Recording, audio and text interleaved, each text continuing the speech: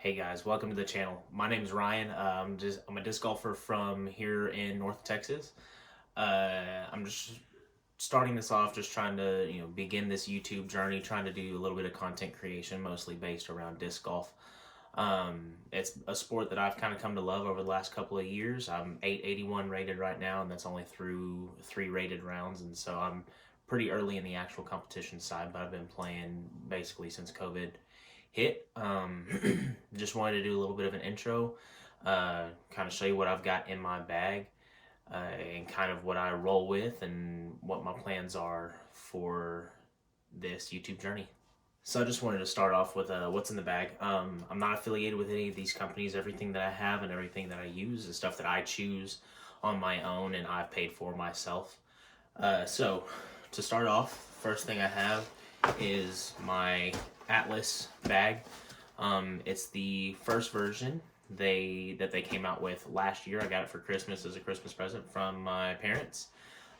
It's held up really nicely. I have not tried any of the other grip bags or anything like other high dollar bags, but this one seems to be really solid condition, holds up really well, and doesn't break the bank if you want a really high dollar bag. I've got one of these pole retrievers that reaches out probably 15-20 feet or so, and I've also got another rope retriever as well. Luckily, lately I haven't had to use them too terribly much, but they're always good to have and keep in the bag in case anything does happen. Up here in my front pockets, I've got a couple of minis. That's my scorecard for being a PDGA member. I got a Paul McBeth mini Luna prototype. I got a couple of new mini Get Freaky zones that I actually just got this week. And then I've got a mini Misprint Buzz. These are like the actual scaled down mini versions. These aren't like a true mini marker like this one, but these are super awesome to have, incredibly fun. I like to keep them and take them with me just about anywhere I go because they're easy to play with. They're fun to throw around. And if you get a hold of one and you got the space, you can pump these things out there. I mean, easily you can pump 150 feet if you get it right. But they're super fun. It's starting to be a little bit of a collector's thing for me. Also, you can kind of see back here behind me, I've got 2 discs up there on the wall. One of those is a Brodie Smith Get Freaky zone that I actually got signed by him whenever he was in McKinney one time. And then I've got a Paul McBeth Onyx that was actually signed by Paul McBeth that I won in a giveaway from a podcast called can't think of it right now. The Grind podcast, yeah. Okay, but so besides all that, the putters I use are EV7 Penroses. I wiped the stamp off of these because I'm hoping to eventually put my own stamp on them. I've putted with these for a while. I've switched to the Telos, which is a little less stable, but I think I'm actually going to switch back to these Penroses. I putted with them for a really long time, and I just kind of like that little bit slight more overstability because I have a tendency to hit right side of the chains, and so that little bit more overstability, I just feel like it catches the chains a little bit better and I make more putts. I'm getting into the rest of my bag. I'm going to start from slowest to fastest. That's generally the way I like to have my bag. If I'm looking at it, I like the slower stuff on the right side and the faster stuff on the left side. That's just my preference. But first thing I have is an Eric Oakley Berg. It's in their K1 plastic. It is super cool, see-through. Whenever you get out there in the sun and the sun hits it just right, it is some of the coolest plastic I've ever seen. This tends to be a little bit more stable than their K3 plastic. I do have a K3 Berg, but I actually put that in my wife's bag for her. For a long time, and for the last few months, this has like pretty much replaced a zone for me. In my bag, it's a super easy disc to throw. It's a very consistent upshot disc. It seems like it wants to just go and it hits a wall and then it just gets down and it doesn't have a whole bunch of crazy ground play. So that's one that I've really enjoyed putting in my bag lately. Next thing I have is a Paul Macbeth Tour Series Luna. I think this is from the 2021 Tour Series Lunas. Really cool plastic, premium plastic. It's one of my throwing putters. Has, a consistent, stable finish. And if I ever need a putter upshot, this is my go-to. Fun fact, the first time I ever threw this, I actually got this in a trade from a buddy of mine. First time I ever threw this was in a flex round, and I hit it off top band for eagle from probably 150 feet out. Didn't make the eagle, I hit off top band, but it was still one of the most impressive first throws I've ever had with a disc. Just recently picked this one up and I've been bagging it. I wanted to try it to compare it to a zone. It's a Eagle McMahon Razor Claw 3. I actually got it, and just the other day, I actually hit an ace with it, which is actually my third ace. Some people, they like to put their ace discs up on the wall. If I make an ace with something, I like to keep it in the bag because it's typically something that I'm going to keep throwing and go back to. But yeah, I've enjoyed throwing it. Really cool plastic, pretty cool stamp too. So yeah, Razor Claw 3. I also just recently picked this up, an Eric Oakley Glow Zone. I've thrown a Get Freaky for a long time, and I've also got a couple of other zones like out in the garage, but I wanted to try the Glow Plastic because the Glow Plastic tends to be a little bit more stable. It tends to have a harder finish versus some of the other plastic that the zones come in, and so I've only played one round with it, but in that one round, it does seem to be more overstable. And it's a zone, so it's a great disc. I think it's one that is super easy to forehand for beginners. Yeah, a great go-to disc for me for a long time, and hopefully going to continue to be that now that I've got one back in my bag. Next is a Discraft Meteor. It's the Brodie Smith Dark Horseman 4-horse stamp. Got one of these, or my buddy got this for me as repayment or payment or something. But yeah, it's a nice, pretty neutral flying mid-range. Can turn it over if I need to, but it's a nice easy hyzer flip in the woods. Consistent finish, another go-to that I like to use in the woods.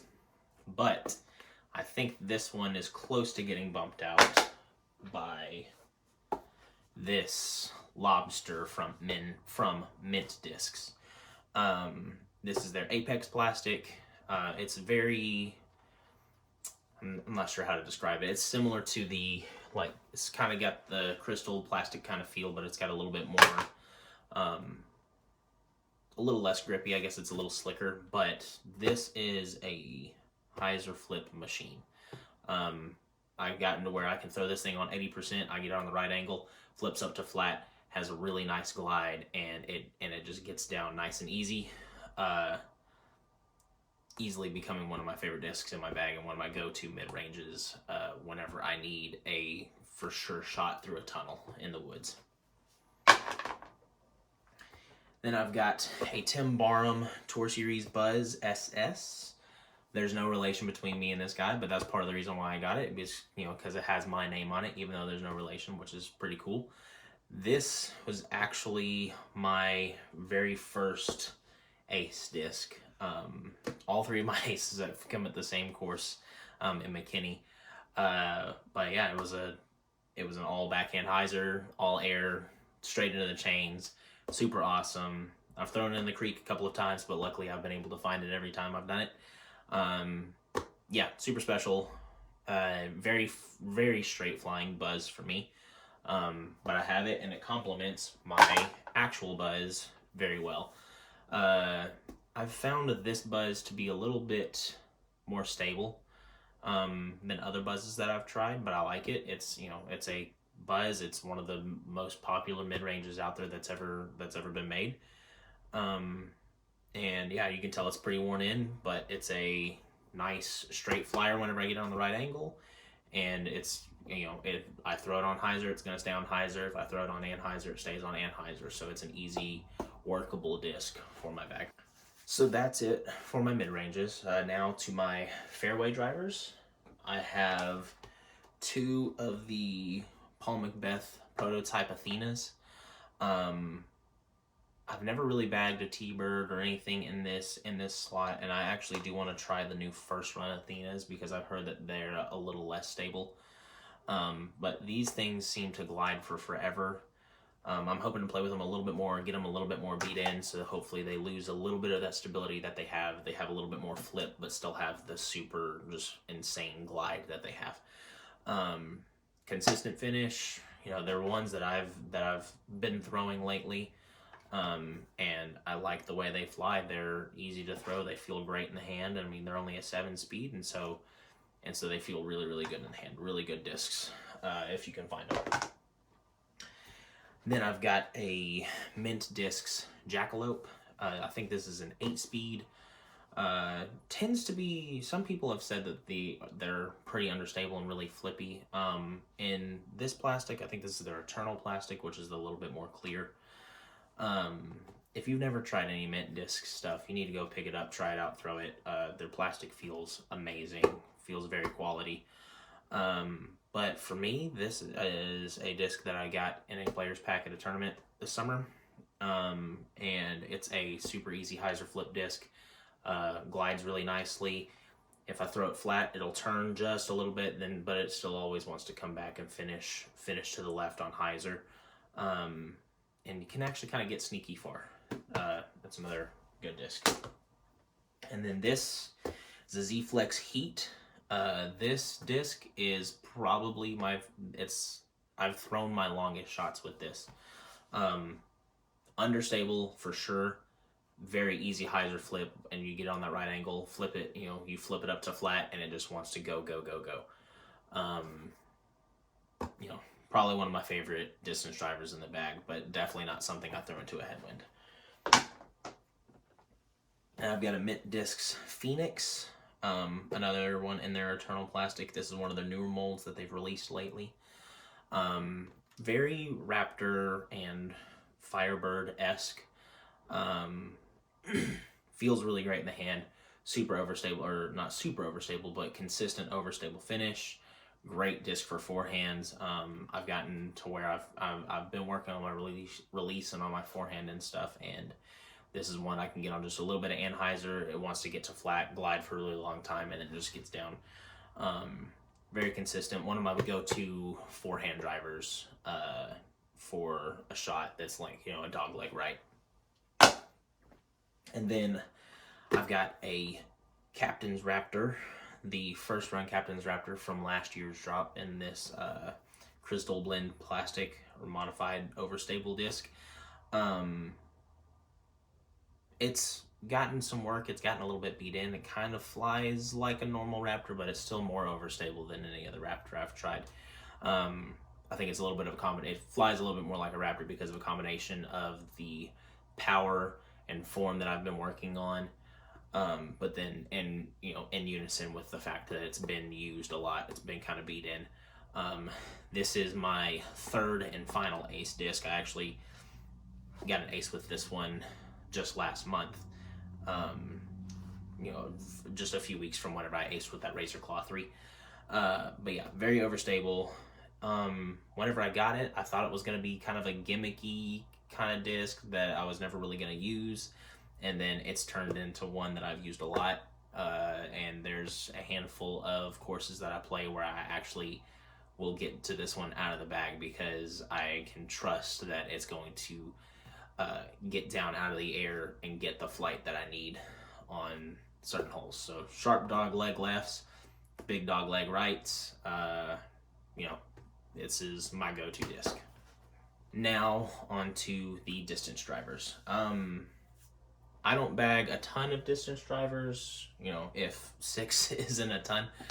I tend to like flippy stuff because I feel like I have an athletic and a powerful throw, but it's not like I'm not pumping out 500-foot backhands or anything like that yet.